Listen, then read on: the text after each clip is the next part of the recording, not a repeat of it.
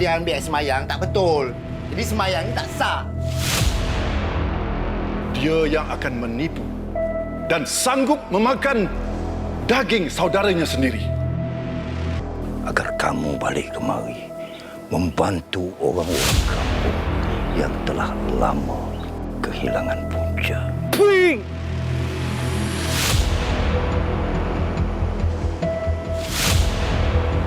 Kenapa Haji Samsuri yang baca kutubah tu pula? Semayang dululah. Kita orang ni semua semayang kemudian nanti. Sini kau! Malapetaka akan menimpa kampung kita.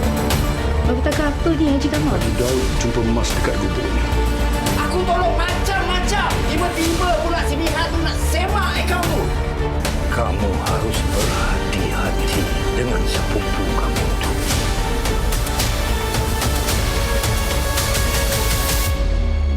Betul ke muzik dan nyanyian ni haram, Imam? Hai, selamat pagi. Anda sedang menonton Pantau Kerajaan Baharu bersama saya Nur Syazwani Safusham dan juga rakan penyampai Afizi Azaman. Dan seperti yang anda saksikan tadi, ia merupakan trailer filem Imam yang akan ditayangkan di Pawagam tidak lama lagi. Menarik kita tengok walaupun sedikit snippet lagi kita bagi 30 saat macam tu. Kalau anda nak tonton trailer penuh, bolehlah tonton di YouTube. Okay. Dan apa cerita dan juga mesej yang ingin disampaikan, kita nak bersama dengan saudara Mio Hashim Manap, sutradara Al-Kafi Pictures dan juga Muhammad Faisal Abdul Azizi, Presiden ABIM yang ada bersama kami. Mereka ini individu-individu penting dalam penghasilan filem Imam, dan kita juga mahu melihat bagaimana sebenarnya filem berkenaan memberikan impak. Kerana saya ketika mana kita bersembang sebentar tadi, Tuan Mio dia cakapkan bahawa ini cerita kita, apa yang berlaku pernah terjadi, tetapi ia adalah kes-kes yang terpencil dan ia diceritakan kembali dalam filem berkenaan, dan sudah pasti ada mesej yang tersurat dan juga tersirat yang mahu dipamerkan terlebih dahulu. Saya ingin pergi kepada Tuan Mio. Tuan Mio, katanya filem ini diadaptasikan daripada sebuah novel terkemuka. Bagaimana sebenarnya, kenapa Tuan Mio mahu mengangkat cerita dalam novel berkenaan? Apa yang Tuan Mio nampak dalam novel itu? Terima kasih. Okey, begini. Dalam pencarian saya untuk membuat sebuah filem ketika itu pada 2013 dulu, saya ingin mencari sesuatu yang dekat dengan masyarakat kita. Jadi saya bacalah. Saya suka baca novel. Lebih-lebih lagi novel Sastrawan Negara kan. Saya baca Sastrawan Negara Abdullah Husin ke Samad Said ke Arinawati kan. Jadi nanti saya terjumpa Imam sebab ketika itu fenomena kita masing-masing filem dekat Indonesia tu dah macam-macam filem ini kan. Takkan kita tak dicerita begitu. Jadi di situlah saya jumpa novel Imam ni, saya baca-baca, saya tertarik dengan pemikiran penulis ni. Sebab bagi saya sebuah filem bukan teknikal. Filem ialah sebuah pemikiran. Jadi pemikiran yang nak kita lontar, nak kita beritahu pada audiens, itu yang penting. Dari pemikiran itu barulah bercambah pergi ke mesej dia ke, sasaran dia ke. Jadi cerita ni sebenarnya cerita kita. Cerita ini berlaku pada 80-an. Memang ketika itu fenomena 80-an tu fenomena macam di mana orang Melayu bergaduh antara satu sama lain sebab agama. Jadi saya tertarik. Kita kafir mengafir kan, dua imam kan. Kemudian jumpa emas sampai kita lupa kepada ibadah. Berlaku pada itu, bukan dibuat-buat. Novel ni berlandaskan kepada cerita yang sebenar berlaku, tapi dengan kepakaran Abdullah Husin arwah, dia mula cantik, dia punya garapan dia cantik. Itu yang saya tertarik itu kan. Jadi kalau kata nak mesej, saya kata terlalu banyak dalam tu boleh kita ceritakan. Yang penting ini cerita kita, bukan cerita orang kan. Kita kena lihat keliling kita ni apa yang sedang berlaku, dan isu tu sebenarnya masalah tu sampai sekarang berlaku. Kan itu yang bagi saya, itu yang saya tertarik peringkat awal dulu kan. Jadi alhamdulillah saya tengok banyak yang tanya betul ke cerita ni. Saya cakap betul. Ya tanyalah. Kan. Dan lagi satu ketika itu juga saya sendiri kata bila masjid ni tempat semayang saja. Tapi pemikiran dalam itu ialah reformasi lah kata dalam itu, pembaruan dalam itu ialah masjid bukan tempat semayang saja. Masjidlah tempat kita bersilaturahim, berkenalan satu sama lain, menolong masyarakat, memberi ilmu, kan. Itu saya kata, ini cantik ni saya kata. Saya kata takkan pergi masjid untuk semayang je. Jadi di situ saya baca Haji Mihat bawa pembaruan. Haji Mihat imam yang bawa pembaruannya ni. Setelah dia hilang 8 tahun duduk dekat Indonesia sempadan, dia dapat ilmu-ilmu di sana, di sini dia cuba bawa. Dia cuba bawa pembaruan itu. Jadi di situlah timbullah konflik. Sebab kita ni bila berlaku satu pembaruan, banyaklah pro and kontra dia. Kan kita susah nak menerima yang baru. Betul. Sebab kita dah biasa benda yang lama. Okey, kita nak tanya jugalah kepada Encik Faisal selaku Presiden ABIM Angkatan Belia Islam Malaysia. Pastinya dalam filem seperti ini tajuknya sahaja imam, kalau kita tengok trailernya itu juga boleh mungkin ada sedikit boleh mencetuskan kontroversi sedikitlah kalau kita tengok trailernya sahaja. Kita nak tahu juga apa agaknya peranan ABIM bagi memastikan filem ini ataupun mesej yang disampaikan menerusi imam ini dapat disampaikan kepada masyarakat umum. Baik, terima kasih Awan ni dan juga Abang Mio. Yang paling penting, filem Imam ni seperti mana yang disebut, rakyat Malaysia harus faham ia adalah cerita kita. Dan untuk disampaikan kepada umum, kita harus faham, bagi kita, bagi ABIM, watak-watak yang ada dalam filem Imam ini, Haji Mihat, iaitu yang dilakonkan oleh Datuk M. Nasir, dan watak-watak lain, ialah watak hidup. Watak yang bukan hanya pernah berlaku sekitar tahun 80-an, malah pada kurun ke-17 lagi, pertembungan antara pemikiran-pemikiran agama. Dan yang paling penting, watak ini akan terus hidup pada masa akan datang. Jadi bagi kita, pentingnya untuk kita wawarkan filem Imam ini ialah untuk kita memahami dalam ruang lingkup kita bahawa ini masalah yang sentiasa berlaku, khususnya di desa, apabila pendesaan itu adanya elemen-elemen keagamaan yang mungkin tidak ada check and balance ataupun tidak ada alternatif kepada pemikiran-pemikiran yang lebih segar, yang lebih terbuka, yang mungkin ada elemen accountability, pengurusan akaun masjid dan sebagainya. Jadi ini antara cerita-cerita yang saya fikir yang harus diwawarkan, yang sebenarnya menyegarkan pemikiran kita dalam konteks masyarakat. Dan untuk itu, alhamdulillah, untuk makluman, baru-baru ini kita telah adakan satu program yang agak besar di Hotel Tamu yang dihadiri oleh pelakon-pelakon hebat. Itu antara program utama, dan insya-Allah kita juga akan melaksanakan program dalam konteks yang skala lebih besar di Pawagam menjelang 2 Mac nanti. Okey. So maksudnya menelusuri ke 2 Mac nanti, tarikh tayangan filem Imam ini akan ada lagi beberapa event besar yang akan dilakukan oleh ABIM untuk menjelaskan mesej-mesej yang ingin disampaikan dalam filem ini, betul? Betul. Okey. Dan dalam masa yang sama, saya juga tertarik sebab pada ketika ini kita melihat ketika mana agama Islam tu berkembang zaman ke zaman, sudah pasti ada banyak perkara-perkara yang baru. Tadi Saudara Mio ada nyatakan bahawa kita ni sukar untuk terima benda-benda yang baru dan sebagainya kan. Apa mungkin perkara yang membuatkan filem Imam ini perlu ditonton supaya kita dalam agama ni ada perbezaan banyak kan. Kadang-kadang kita nak ikut yang ini, mazhab pun kita ada banyak kan dan sebagainya.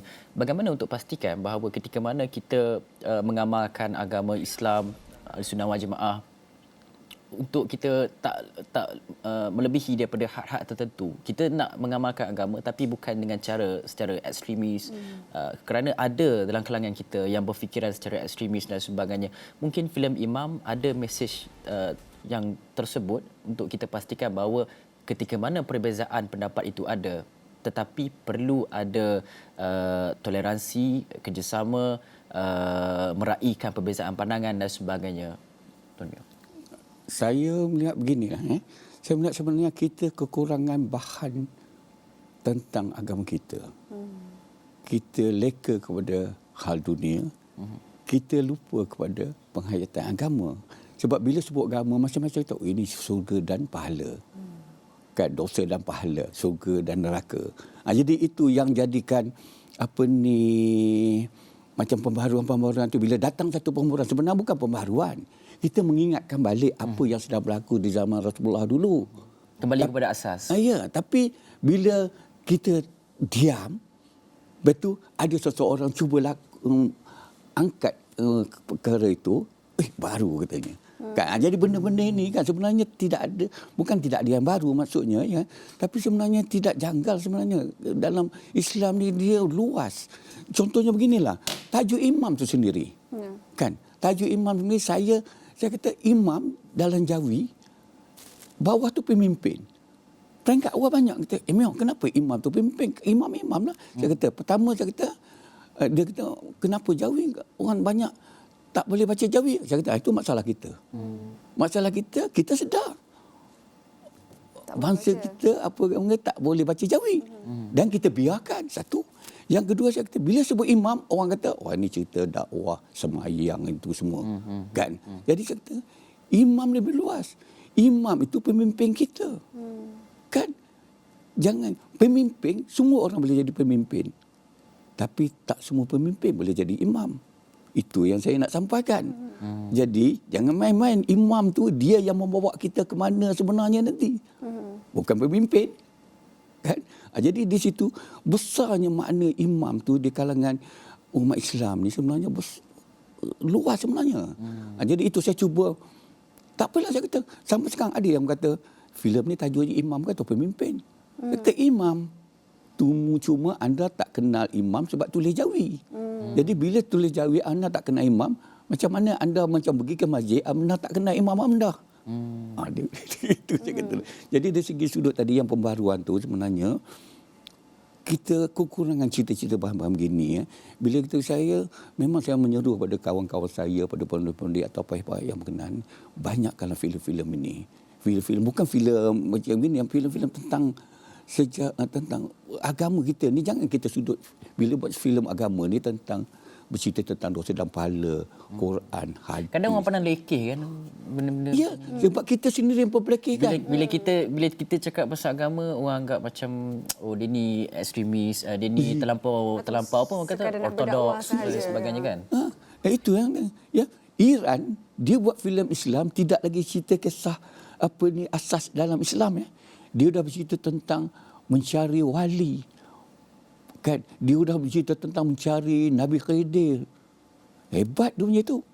Kan, kalau isu-isu semasa dia bercerita tentang kenapa berlaku penceraian, di mana keadilan dalam kalangan wanita Islam. Dia jauh pergi. Kita masih lagi level dah semayang, ini dosa ni. Jadi, kita ni tokoh-tokoh agama hebat dekat Malaysia ni. Kan? Buku-buku agama, novel-novel tentang agama Islam, banyak yang bagus-bagus. Tapi kita bila Islam novel, saya kata macam ni, cerita ni 2013 saya dah siap novel. Tapi bila saya jumpa orang, penerbit untuk buat filem, dia jatuh nombor 8, 9, 10. Dia tak pergi nombor 1 atau 2, 3. Dia tepi dulu. Di situlah sikap kita. Jadi saya berusaha.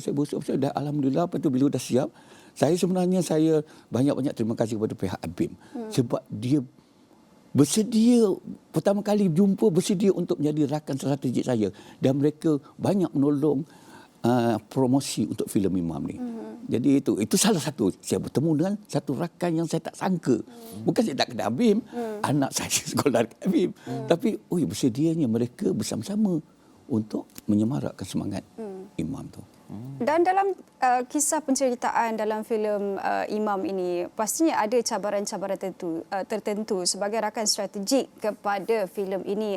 Pastinya ABIM juga berdepan dengan mungkin untuk memahami jalan penceritaan yang lebih baik untuk memastikan mesej itu sampai kepada rakyat umum, apa yang ingin disampaikan itu. Apa agaknya cabaran-cabaran utama yang perlu ABIM sendiri ketengahkan dan juga ingin mungkin ada dari segi penceritaannya, mungkin ada yang tidak kena. Misalnya pada peringkat awal, kemudian ada atas nasihat dan sebagainya. Apa agaknya cabaran itu? Mungkin sensitif ke kan? Antara topik-topiknya. Okey, baik. Memang mungkin dia sebenarnya bergantung kepada tafsiran penonton nanti. Kalau mereka melihat sensitiviti itu dari segi syariat, saya boleh bagi jaminan tidak ada yang di luar batasan syariat. Syariat lah. Tapi mungkin kalau dalam konteks pemikiran yang berbeza itu mungkin ada. Sebab penjelasan kita ialah kerana ia adalah adaptasi novel. Kita harus menghormati karya arwah Abdullah Hussein, sastrawan negara. Walaupun kita ada perubahan lah, maksudnya kita tidak mengikut 100% sebab novelnya tebal, tapi jalan ceritanya tidak lari daripada apa yang ingin digagaskan oleh sastrawan negara arwah.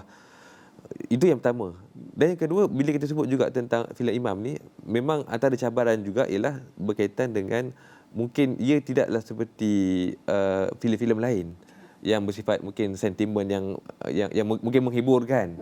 Tapi ia mungkin agak berat kerana tadi kita sebut adaptasi dari novel, dan memang cabarannya ialah bagaimana kita nak mewacanakan ataupun kita nak mengembangkan pemikiran ini. Sebab bagi kita selepas tayangan ini, apa yang kita mahu lakukan ialah kita mahu semarakkan ianya, mungkin dalam kalangan anak muda kita wacanakan.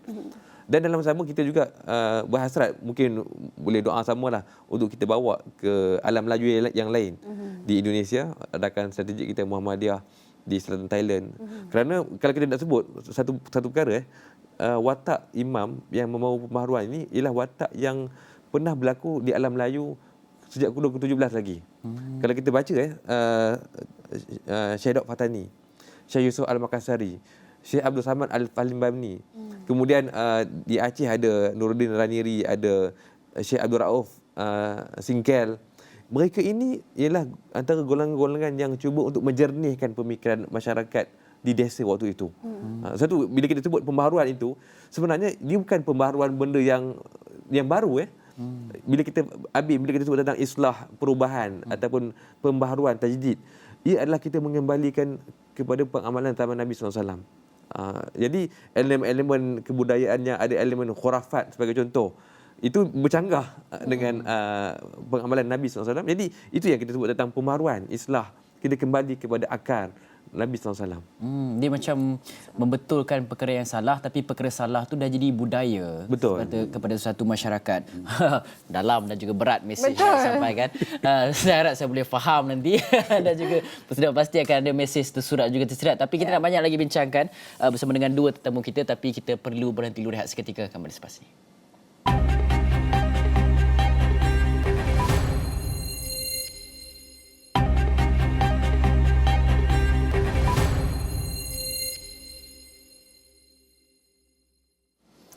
Baik, bertemu kembali dalam Pantau Kerajaan Baru. Hari ini kita bawakan dua individu penting untuk filem Imam, iaitu Tuan Mio Hashim Manap yang merupakan sutradara Al-Kahfi Pictures dan juga Muhammad Faisal Abdul Azizi yang merupakan Presiden ABIM. Banyak yang dah kita bincangkan apa penceritaan ataupun mesej yang ingin disampaikan menerusi filem Imam ini. Tapi kalau anda menonton kami dari awal tadi, kami ada paparkan sedikit trailer filem Imam ini. Kalau anda belum tontonnya, anda boleh tonton menerusi YouTube Al-Kahfi Pictures ataupun ini kita paparkan sedikit trailer sebab saya nak tanya kepada Tuan Mio sendirilah. Kalau kita tengok kepada penceritaan mesej yang ingin disampaikan itu jelas seperti Encik Mio, ini adalah cerita kita, apa yang berlaku dalam kalangan masyarakat kita sendiri. Tapi melihat kepada watak-watak utama dalam ini, pelakon-pelakon yang memang cukup hebat sekali. Kita ada Dato' M. Nasir, kita ada Faizal Hussein.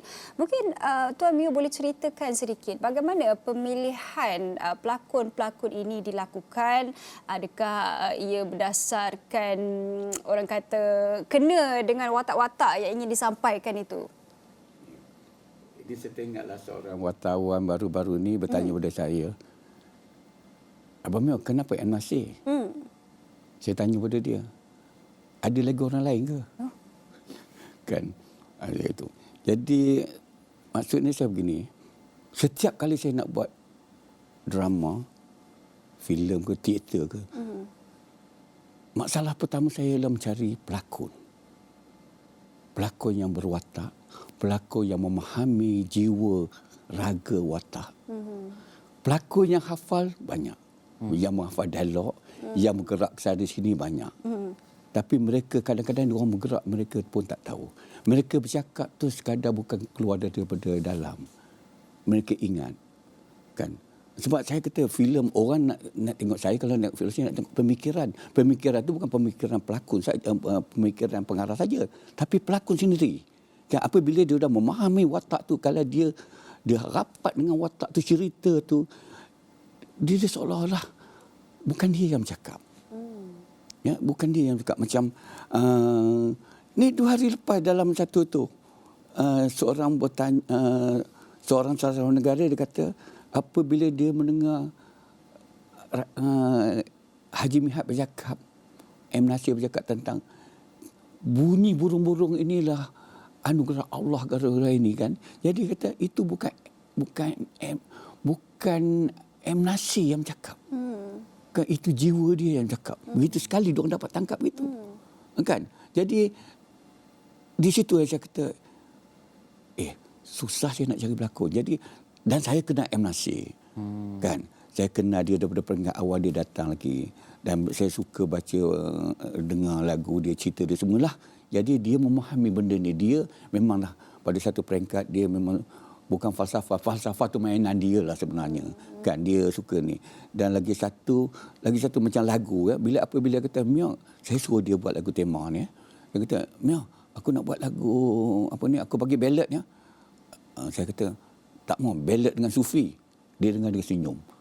Dia senyum bila keluar, you dengar munajat tu dengan sinar kata dia, saya itu yang saya nak. Jadi kita cakap sepatah, dia dah tahu, dia dapat tangkap dah. Begitu macam peringkat awal bila bagi novel ni pada dia, skrip pada dia, dia boleh bercerita sejarah skrip ni. Mana dia memahami, dia dah tahu cerita munajat ni, dia dah tahu Abdullah Hussein ni, dia dah tahu cerita imam ni. Dia dah tahu. Jadi saya dah tak perlu nak cerita tentang watak yang bagaimana perlu kamu anda. Dia dah tahu. Jadi pelakon-pelakon ini tak ramai. Tak ramai tu. Bukan tak ada, tapi tak ramai. Kan? Jadi saya tak nak pelakon yang bergerak hebat. Kan, handsome ke atau apa ke. Followers banyak Instagram. Ya, itu bukan itu cuma. Sebab itu yang kadang-kadang saya risau. Kadang-kadang kita melihat banyak pelakon dalam filem atau dalam TV, dia berlakon tapi tak kena watak. Miscast. Salah casting. Adakah ini juga bermakna industri perfilman ataupun industri hiburan ketika ini juga perlukan pembaharuan seperti ini? Bukan ini sebab pelakon-pelakon baru misalnya, ya, mereka ini mempunyai followers yang ramai. Tetapi mungkin menjiwai watak itu adalah satu cabaran utama kepada mereka ketika ini. Dia bukan sekadar pada mereka. Sebenarnya beginilah. Suka tak suka, kita kurang skrip yang baik. Okay. Ya. Jadi pelakon kita tak diuji dengan watak yang benar. Dia selalu bermain yang watak betul-betul. Jadi dah lazim kata dia tak berkembang. Dia banyak berlakon tapi dia tak berkembang dalam tu. Tak berkembang pemikiran tu. Dia tak sedar. Orang yang menonton itu. Dan tak salah dia. Sebab dia menerima skrip yang begitu, begini, penulis. Ada penulis dia bangga dia tulis skrip 5 hari. Jadi bayangkan begitu, kan? Ada pengarah yang dia tak memahami arahan, yang dia tahu cut and action, action and cut. Jadi benda-benda ni saya tak salahkan pelakon. Tetapi kalau pelakon tu diberi bahan yang bagus dengan direction yang bagus, dia akan keluar. Sekarang ni anda tengoklah. Anda tengok siapa pun boleh tengoklah. Drama kita semua mengejar cerita-cerita semasa yang kadang-kadang tidak ada watak. Ada cerita saja. Kan? Jadi benda ini sebenarnya a bit sensitif pada orang yang tak ini, a bit sensitif dari kalangan setengah orang. Tapi realitinya itu. Anda tengok dekat TV, begitu juga anda boleh tengok dekat filem. Kan? Jadi apa keseronokan anda tengok filem kalau watak yang bergerak di filem tu ada di TV? Kan? Jadi itu saya kata bila saya bawa imam ni heavy ni. Berat ni. Saya kata korang bila sarukkan, amirkan, bercakap, tak berat pun. Kan? Tak faham tak faham. Orang boleh hafal lagu. Jadi sebenarnya kita dah dilalaikan dengan benda-benda begitu. Sebab itulah saya kata sebenarnya saya tak salahkan pelakon. Kan? Saya kalau nak kata pembaruan, kita kena melihat filem macam Dino De Laurentiis, dia kata filem yang bagus apa? Seorang tanya pada dia. Dia kata pertama skrip. Yang kedua, skrip. Yang ketiga, skrip. Tak ada lain. Skrip lemahlah semuanya. Dan Masalah. jelas. Okey. Jelas sangat jelas penjelasan Saudara Awak Mio. tergambar, Saya kan? macam okey, seronok dengar kan. Kita macam cakaplah lagi. Okey, dalam masa yang sama 4 minggu lepas Menteri Komunikasi dan juga Digital Fahmi Fadzil ada nyatakan bahawa kementerian nak letakkan visi Malaysia menjadi pengeksport filem, bukan hanya mengeksport bakat tempatan seperti Tan Sri Michelle Yeoh yang menang di anugerah Golden Globe. Katanya negara perlu memanfaatkan bakat kemahiran anak seni tempatan untuk kegunaan domestik yang boleh dieksport dalam bentuk produk seni seperti filem dan sebagainya. Abim, bagaimana kita lihat industri filem negara tembusi pasaran, apa yang perlu dilakukan pada ketika ini? Di mana sebenarnya kerajaan kerajaan ada duit dan sebagainya, ke mana selayaknya disalurkan? Ya, sebenarnya kita ada market. Bila kita sebut tentang filem bahasa Melayu, market kita terlalu besar. Sebab kita ada negara jiran yang masih lagi mengagungkan bahasa Melayu. Bahasa Indonesia lah. Tapi sejarahnya bahasa Melayu. Okay. Dalam deklarasi Medan memang bahasa Melayu, tapi namanya bahasa Indonesia atas banyak faktor lah. Tak nak cerita panjang tentang perkara tersebut. Di selatan Thailand, mereka berbahasa Melayu. Jadi senang cerita, bila kita sebut tentang filem, kita sudah ada market. Tinggal lagi sejauh mana kita nak mengambil cabaran baru untuk mengadaptasi market yang sepatutnya ditonton oleh mereka. Saya ambil contoh, hari ini ialah mungkin orang kata orang kita suka filem yang ringan. Filem-filem berat ni mungkin agak sukar, mungkin atau filem yang ada sedikit kontroversi mau dielakkan.